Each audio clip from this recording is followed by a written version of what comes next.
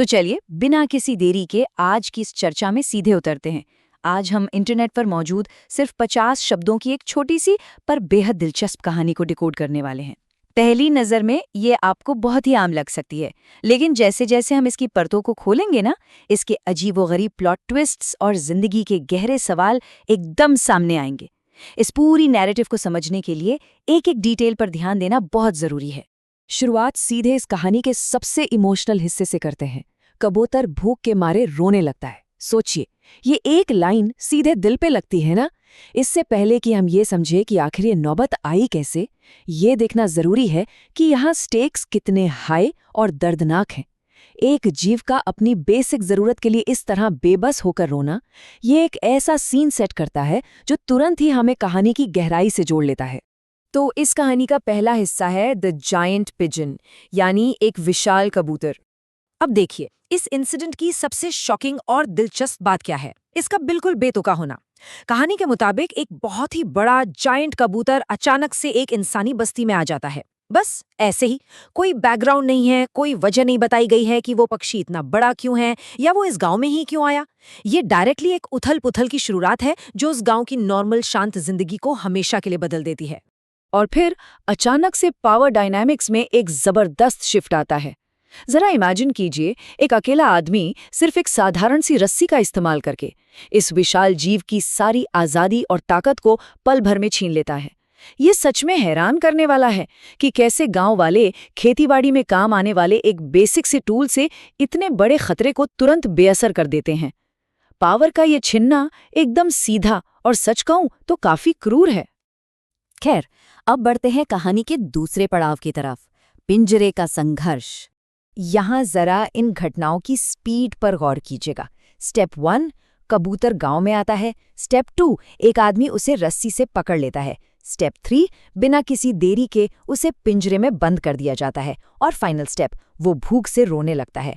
मतलब ये डाउनफॉल कितनी तेजी से और कितने भयानक तरीके से होता है ना, ये दिखाता है कि कैसे किसी की भी आज़ादी पलक झपकते ही पूरी तरह से गुलामी में बदल सकती है। तो यहाँ पॉइंट सिर्फ एक जीव को कैद करने का नहीं है, पॉइंट है उसकी फिजिकल और इमोशनल सफरिंग का। ये विशाल कबूतर सिर्फ एक पिंजरे में फंसा हुआ ही नहीं है, बल्कि वो लिटरली भूख के मारे रो रहा है। पिंजरे की ये कैद उसे सिर्फ फिजिकली ही लिमिट नहीं कर रही, बल्कि एक गहरा मेंटल ट्रॉमा भी दे रही है। ये उसकी बेबसी का एकदम एक्सट्रीम पॉइंट है।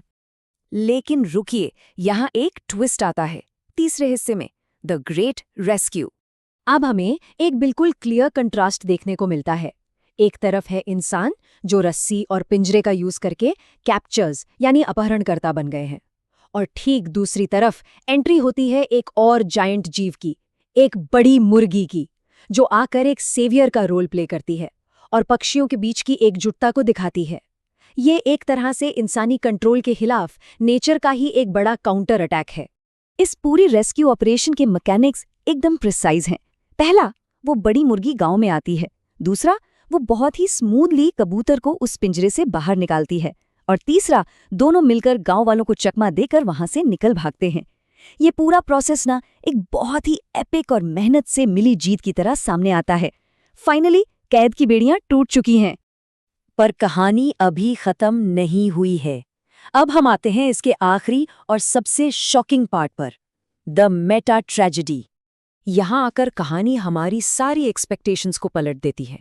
देखिए, फिजिकल एस्केप तो सक्सेसफुल हो गया, हीरो पिंजरे से बाहर है, आज़ाद है, लेकिन उसका रोना अभी भी जारी है। ये एक अजीब सा सस्पेंस क्रिएट करता है, क्योंकि सवाल ये उठता है कि जब फिजिकल आज़ादी मिल गई है, कैद खत्म हो चुकी है, तो भाई अब इस लगातार दुख की वजह क्या हो सकती है? और बस यहीं पर सोर्स मटेरियल हमें एक सॉलिड मेटा ट्विस्ट देता है। स्टोरी की फोर्थ वॉल पूरी तरह से टूट जाती है। वो कबूतर किसी फिजिकल चोट की वजह से नहीं रो रहा है, बल्कि सोर्स साफ साफ बताता है कि वो इसलिए रो रहा है क्योंकि किसी ने लाइक और सब्सक्राइब नहीं किया है। हाँ, आपने सही सुना। इंटरनेट के दौर का ये कड़वा सच इस विशाल पक्षी की सबसे गहरी और असली पीड़ा बन जाता है। इन दोनों दुखों को कंपेयर करना अपने आप में बहुत फैसिनेटिंग है। एक तरफ पिंजरे के अंदर खाने के लिए रोना, जो एक बेसिक फिजिकल भूख थी, और दूसरी तरफ आज़ादी मिलने के बाद लाइक्स और सब्सक्राइब के लिए रोना, जो एक डिजिटल एग्जिस्टेंशियल भूख है। ये कंपैरिजन क्लियर करता है कि कैसे आज के टाइम में ऑनलाइन वैलिडेशन और व्यूज़ की ज़रूरत हमारे फिजिकल सर्वाइवल और आज़ादी की खुशी पर भी पूरी तरह से हावी हो जाती है।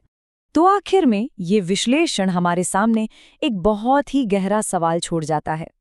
क्या सोशल मीडिया की इस दुनिया में डिजिटल वैलिडेशन के बिना कभी असली आज़ादी महसूस की जा सकती है? ये 50 शब्दों की छोटी सी कहानी सिर्फ एक कबूतर और मुर्गी के बारे में नहीं है। ये आज की डिजिटल लाइफ की ट्रेजेडी और नंबर्स पर हमारी डिपेंडेंस का एक एकदम परफेक्ट आईना है। इस बात ने ज़रूर हमें आज के डिजिटल युग को देखने का एक नया पर्सपेक्टिव दिया है। तो इस बारे में सोचिएगा ज़रूर।